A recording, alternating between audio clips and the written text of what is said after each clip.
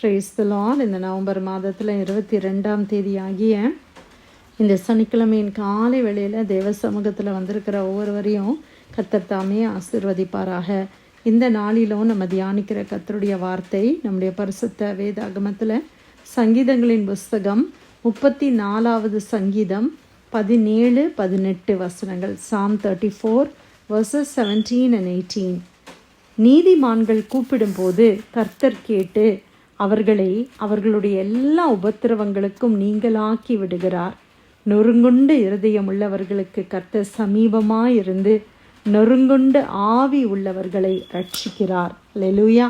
கர்த்தர் இந்த காலை வேளையில கொடுத்த இந்த அருமையான வார்த்தைக்காய் கர்த்தரை ஸ்தோத்திரிக்கலாமா? நீதிமான்கள் கூப்பிடும்போது கர்த்தர் கேட்டு. ஆமென். ஒரு நீதிமானாக இருக்கிற தேவனுடைய மனிதன் கூப்பிடும் பொழுது கர்த்தர் அவங்களுடைய வேண்டுதல், அந்த ஜெபத்தை கர்த்தர் கேட்கிறார். ஆமென். அது மாத்திரம் இல்லை, அவர்களை அவர்களுடைய எல்லா உபத்திரவங்களுக்கும் நீங்களாக்கி விடுகிறார். கேட்கறது மட்டும் இல்லை, ஆண்டவர் ஜெபத்தை கேட்கறது மட்டும் இல்லை, அவங்களுடைய உபத்திரவங்களுக்கு எல்லாம் ஆண்டவர் என்ன செய்கிறாங்களாம்?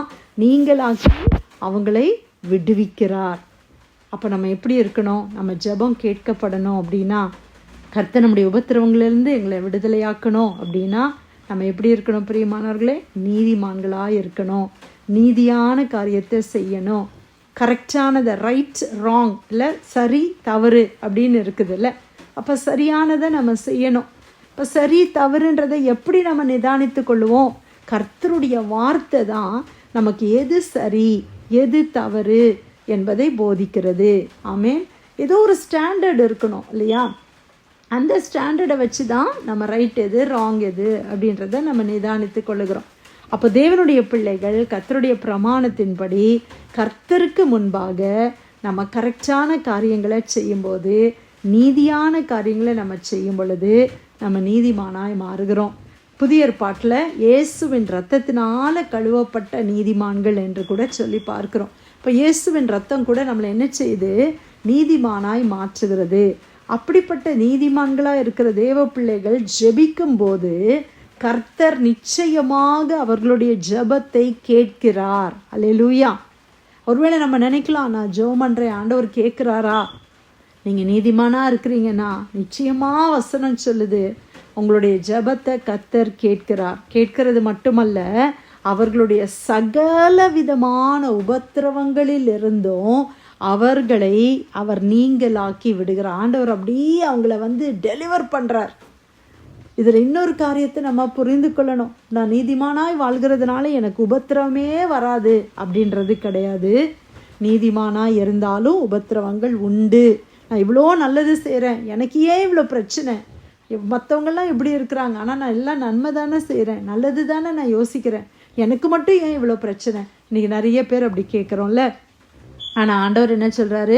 பிரச்சனைகள் வருகிறது, உபத்திரவங்கள் வருகிறது, ஆனால் கர்த்தர் என்ன செய்கிறாரா?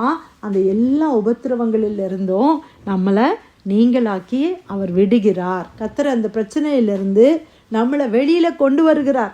எத்தனை பிரச்சனையிலேருந்து ஆண்டவர் நம்மளை வெளியில் கொண்டு வந்திருக்கிறாங்க யோசித்து பாருங்கள். இன்றைக்கி நம்ம நவம்பர் 22ஆம் தேதி 2025 இந்த வசனத்தை தியானிக்கிறோம். நம்முடைய லைஃப்பில் எத்தனை பிரச்சனைகளை கடந்து வந்திருக்கிறோம், எத்தனை விதமான உபத்திரவங்களை கடந்து வந்திருக்கிறோம். அதிலேருந்தெல்லாம் ஆண்டவர் நம்மளை நீங்களாக்கி விடுவித்தார் அல்லவா? ஆண்டவர் உண்மையான தேவன் தானே. அந்த பிரச்சனை நம்மளை அப்படியே விழுங்கி போட விடலையே, அந்த பிரச்சனையில் நம்ம மூழ்கி போக விடலையே.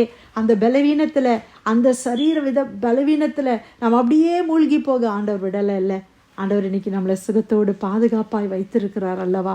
அந்த பொருளாதார நெருக்கத்தில் நம்ம அப்படியே மூழ்கி போயிடுவோமோ அப்படின்னு நினச்சிருந்த சூழ்நிலையை கர்த்தர் மாற்றினாரே. குடும்பத்தில் எத்தனை பிரச்சனைகள், எத்தனை போராட்டங்களில் ஆண்டவர் நம்மளை நீங்களாக்கி விடுவித்திருக்கிறார். அதே தேவன் இனியும் உங்களுடைய எல்லா உபத்திரவங்களில் இருந்தோம் கர்த்தர் உங்களை நீங்களாக்கி அவர் விடுவிக்க அவர் வல்லமையுள்ள தேவனாய் இருக்கிறார். ஹல்லேலூயா. ஆமென். அடுத்த வசனத்தில் நம்ம வாசிக்கிறோம், நொறுங்குண்ட இருதயம் உள்ளவர்களுக்கு கர்த்தர் எப்படி இருக்கிறாரா? சமீபமாக இருக்கிறார். Broken heart. நம்முடைய இருதயம் அநேக நேரங்களில் நொறுங்கி போய் விடுகிறது. சொல்லுகிற வார்த்தைகள் நம்முடைய இருதயத்தை நொறுக்கி விடுகிறது. சிலருடைய செய்கைகள் நம்மளை இருதயத்தை நொறுக்குது. இல்லைனா நம்ம யாரையாவது ரொம்ப நம்பி இருக்கிறோன்னு வைங்களேன், அவங்க நம்மளை ஏதாவது விதத்தில் ஏமாற்றிட்டாங்க அப்படின்னா நம்முடைய இருதயத்தால் அதை தாங்கி கொள்ள முடியல. நம்மளுடைய வாழ்க்கையில் வருகிற பிரச்சனைகள் சில நேரங்களில் என்ன செய்யுது, நம்முடைய இருதயத்தை நொறுங்கி போக பண்ணுகிறது. அப்படியே சில நேரத்தில் நம்ம நினைக்கிறோம் இருதயமே சுக்குநூறாக உடஞ்சிருச்சு அப்படின்னு நம்ம சொல்கிறோம்.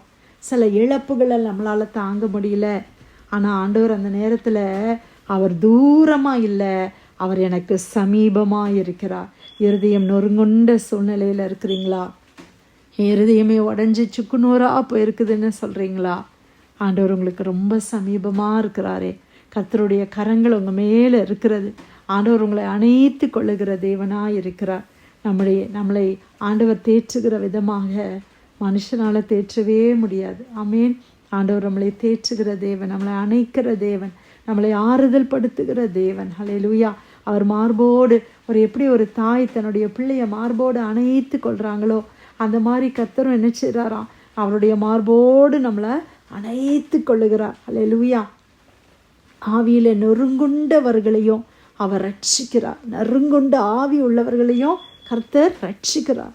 அப்படியான சூழ்நிலையில் இருக்கிற ஒவ்வொரு தேவ பிள்ளைகளையும் கர்த்தர் சுகமாக்குகிறார், சமீபமாக இருக்கிறார், அவர்களை ரட்சிக்கிறார். தேவன் ஏதோ தூரத்தில் இல்லை, ஆண்டவருக்கு என் வேதனை தெரியலையே அப்படின்னு நினைக்கிறீங்களா? ஆண்டவருக்கு நம்ம வேதனை நல்லா தெரியும். கர்த்தருக்கு நம்ம படுகிற பாடுகள் தெரியும், வலி தெரியும், எல்லாமே ஆண்டவருக்கு தெரியும். அவர் ரொம்ப சமீபமாக இருக்கிறார். ஆண்டவர் தூரமாக இல்லை பிரியமானவர்களே, நம்ம ரொம்ப சமீபமாக இருக்கிறாங்க. அந்த ஆண்டவரை நீங்கள் சார்ந்து கொள்ளுங்க. ஆண்டவருடைய அந்த தேற்றுகிற அந்த கரம் நம்மளை ஆற்றட்டும், நம்மளை தேற்றட்டும். கர்த்தருடைய வார்த்தை நம்மளை தேற்றும். ஆண்டவருடைய காயங்கள் நம்மளை குணமாக்கி தேற்றும். ஹல்லேலூயா. ஆண்டவர் நமக்கு பரிசுத்த ஆவியாகிய தேற்றற வாழனையே கொடுத்திருக்கிறார். Comforter, abide with you forever. என்றென்றைக்கும் நம்மோடு இருக்கிற பரிசுத்த ஆவியானவர் நம்ம கூடவே அவர் இருக்கிறார். ஹல்லேலூயா. எல்லா நேரத்துலையும் பரிசுத்த ஆவியானவர் நம்ம கூட இருக்கிறார். இருதய நொறுங்குண்டவர்கள், நொறுங்குண்ட ஆவி உடையவர்களை எல்லாம் கர்த்தர் தேற்றி அவர்களை ரட்சிக்கிற தேவன். கர்த்தர் இந்த நாளில் கொடுத்த நல்ல வசனத்துக்காக ஆண்டவருக்கு நன்றி சொல்லலாமா? சங்கீதம் 34, 17, 18 வசனங்கள். நீதிமான்கள் கூப்பிடும்போது கர்த்தர் கேட்டு அவர்களை அவர்களுடைய எல்லா உபத்திரவங்களுக்கும் நீங்களாக்கி விடுகிறார். நொறுங்குண்டு இருதயம் உள்ளவர்களுக்கு கர்த்தர் சமீபமாக இருந்து நறுங்குண்டு ஆவி உள்ளவர்களை ரட்சிக்கிறார். கர்த்தர் கொடுத்த நல்ல வார்த்தைக்காக ஆண்டவருக்கு நன்றி செலுத்தி ப்ரேயர் லைனில் வந்திருக்கிற யாராவது நம்ம ஜெபிக்கலாமா?